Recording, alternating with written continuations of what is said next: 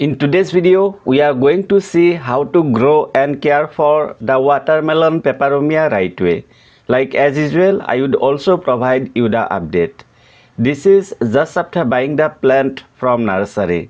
It was in a small 4-inch pot and plant was also very small. To repot, I decided to use one 6-inch wider and 6-inch deeper pot. It is sufficient for a plant like this. We need to be careful while preparing the potting soil mix, and here it is how I do. 40% coco peat, 20% perlite, 20% vermicompost and 20% sand. Please note, many peperomias survive as epiphyte, means they grow on other living and non-living things. That is why I am not adding any garden soil in the potting soil mix, and for better result, please avoid using garden soil at any cost.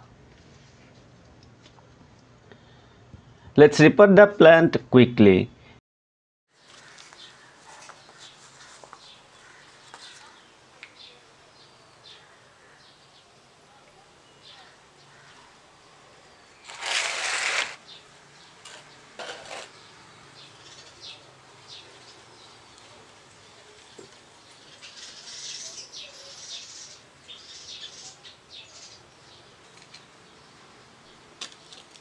Please keep the soil line same and avoid burying the crown or root ball. Watermelon peperomia prefers warm temperature and it is not tolerant of low temperature. It does really well when the temperature is above 20 degrees Celsius. During winter, it should be kept above 5 degrees Celsius. After repotting water well, and I also did, but sorry to say I forgot to record it.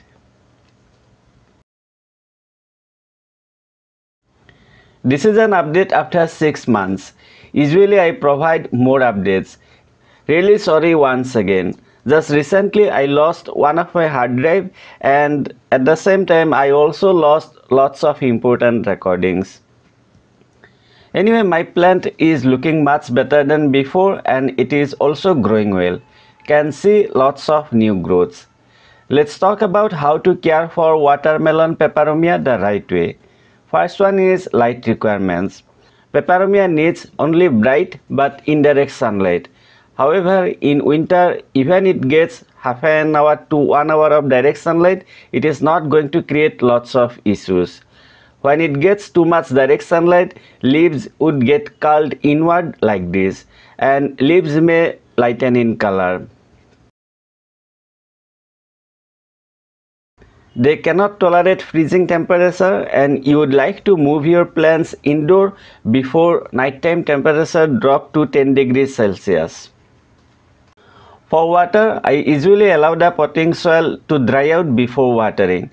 It is always better to underwater than overwatering, as they die too quickly when the soil remains wet for much longer time. Here you can see one of my peperomia caperata. For fertilizers, I use seaweed extract once in 25 to 30 days. Dose is 5 ml in 1 liter water. Next, I keep a tray on the bottom and pour the liquid nutrients. I keep the plant same way for next 20 to 30 minutes.